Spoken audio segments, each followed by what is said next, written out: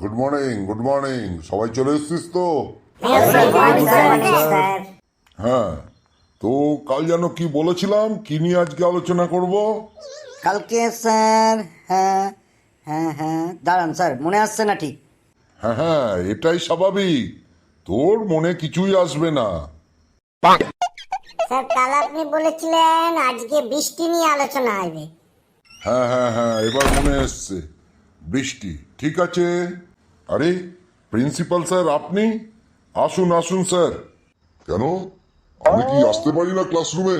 এই পাশ দিয়ে যাচ্ছিলাম, দেখলাম কি পড়াশোনা হচ্ছে, একটু দেখে নি। আমাকে দেখে এত ঘাবড়াবার কিছু নাই। হ্যাঁ স্টুডেন্ট, তো কি নিয়ে আলোচনা হচ্ছিল?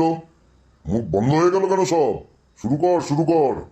আজকে স্যার, আজকে আমরা ওই ভূগোলের ওই বৃষ্টি কেন হয় এই নিয়ে আলোচনা শুরু করেছিলাম। ঠিক আছে ঠিক আছে। হ্যাঁ, এই যে আমার সামনে ডান দিকে প্রথম বেঞ্চ, বল বাবা, বৃষ্টি কেন হয়? স্যার, বৃষ্টি বৃষ্টি বৃষ্টি হয় স্যার, ওই ওপরে আমাদের মাথার ওপর দিয়ে যখন এরোপ্লেনগুলো যায় না স্যার, মানে উড়োজাহাজ যখন যায়, ওখানে বসে যখন কেউ টয়লেট করে, ওই টয়লেট থেকে যে জলগুলো পড়ে, সেই থেকেই বৃষ্টি শুরু হয়। আরে শুধু টয়লেট নয়, বল হাত ধোয়া, বেসিনের জল, তারপর পটির জল, ওইগুলো যখন পড়ে উপর থেকে তখনই বৃষ্টি বলে। হ্যাঁ হ্যাঁ, হাত ধোয়ার জল, টয়লেটের জল, ল্যাট্রিনের জল, ওইগুলো পড়ে বলেই বৃষ্টি মনে হয়। পিছন বেঞ্চের দুই শ্রীমানের একজন বল, বৃষ্টি কেন হয়? স্যার, এইটাই তো আমরা বুঝতে পারছি না, বৃষ্টিটা কেন হয়। আজ থেকে হাজার হাজার বছর আগে বিজ্ঞানীরা তপস্যা করেছিল যে বৃষ্টি কেন হয় সেই কারণটা খোঁজার জন্য, তবুও কেন কিছুই হয় না।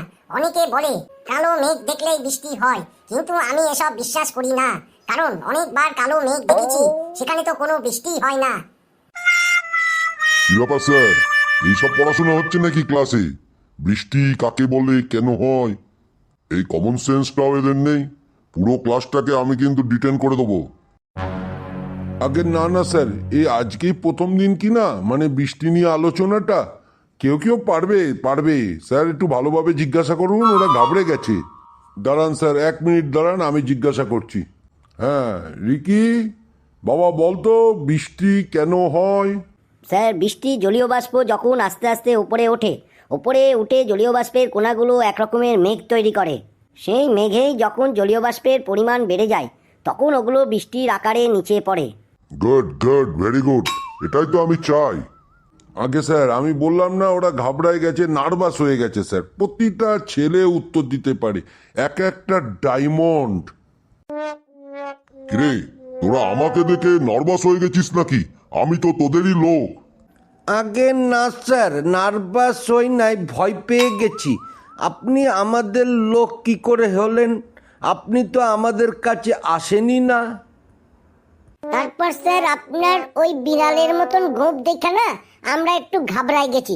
ওইরাম গোঁফ তো ওই পাশের বাড়ি মুন্নি বিড়ালের আছে, যে সবসময় খ্যাঁক খ্যাঁক খ্যাঁক খ্যাঁক করে। আসপর্দা দেখেছেন স্যার, আমাকে এরা মুন্নি বিড়াল বানিয়ে দিল। জানি না আর কত কি শুনতে হবে এদের কাছে। তারপর স্যার, আমরা আরো ঘাবড়ে গেছি, কারণ হচ্ছে আপনি ওই দরজায় টোকা না দিয়ে ঢুকে পড়েছেন, তো ওই জন্যে একটু টোকা দিয়ে ঢুকলে পরে আমরা বলতাম হ্যাঁ আমাদের প্রিন্সিপাল স্যার এসছেন। এই মুখ বন্ধ কর, মুখ বন্ধ কর। কাল থেকে আমি আসবো তোদের ক্লাস নিতে, দেখি কোন ছুঁচো আমাকে উল্টো পাল্টা কথা বলে। কাল থেকে আমি জেনারেল নলেজের ক্লাসগুলো নেবো, তোরা সব রেডি হয়ে আসবি। যে না পারবে বেঞ্চের ওপর পাক্কা আধা ঘন্টা আমি দাঁড় করিয়ে রাখবো। এই যা, কাল থেকে কোনো ফালতু কথাবার্তা বলবি না। হেডমাস্টারের ক্লাস বলে কথা, প্রিন্সিপাল উনি কিন্তু ইনচার্জ,